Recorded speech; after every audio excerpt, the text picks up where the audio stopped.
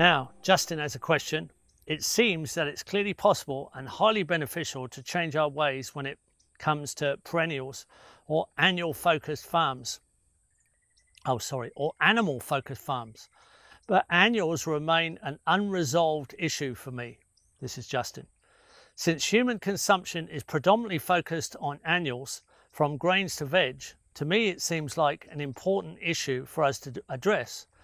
We are destined to be stuck dependent on annuals.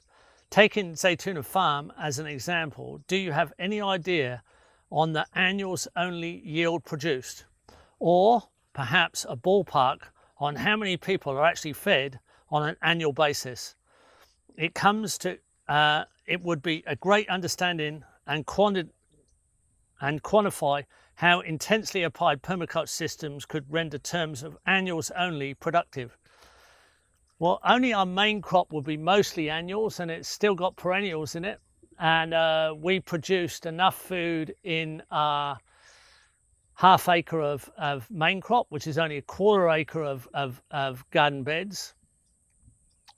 We produced enough to feed 30 people 1,000 meals a year. So 30,000 meals a year from a quarter acre of growing beds, half an acre of area. And that was all with amateurs, people who've never done much gardening. So you can use that as a general sort of assessment in the subtropics. 30 people fed all year, 3 meals a day, mostly annuals, on a quarter acre of growing bed. But if you count the footpaths and the outside tracks, it's about half an acre. And that was all on compost materials. But the thing is,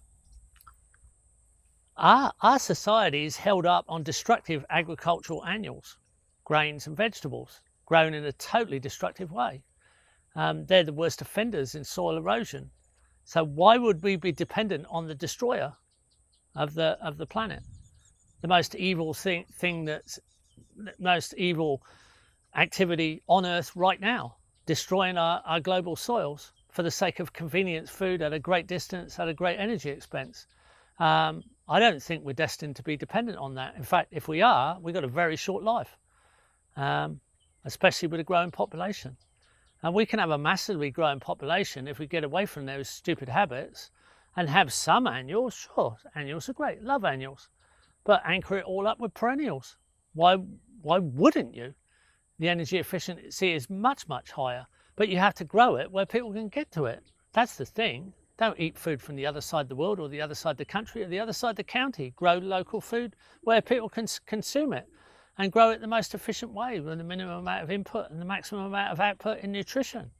So that's a matter of combining annuals and perennials and all the mixtures of food systems together. And that's what forms an ecosystem. And when people realise that, they have no dependency on the destructive system, and that's the message. And that's what's really obvious. We haven't got 30 people here at the moment, so we can let our gardens go a bit, and we can really relax, and we've got tons of food for the few people that are here. It's very, very flexible. We've got tons of perennial food, ridiculous amount. It's still here. The perennial food hasn't disappeared. The annual food's gone down because we haven't replanted it much. We can, we've got seeds and we've got cuttings and we've got plants, but the perennials just keep going. I've got ridiculous amounts of climbing yam, ridiculous amounts of cassava, ridiculous amounts of island cabbage, ridiculous amounts of Brazil spinach and Suriname spinach and asparagus and bananas and all kinds of things. They don't just fall over.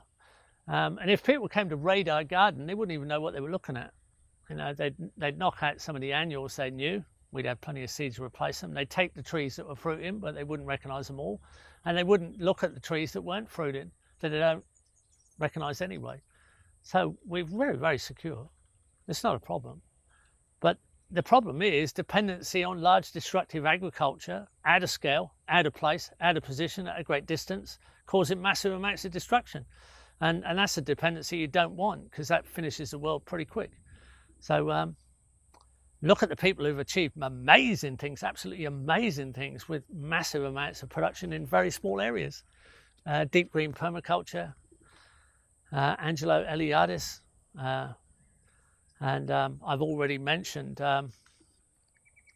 Eric Tonesmeyer in Holyoke, Massachusetts, and through all the climates, it doesn't matter which climate, this can be achieved.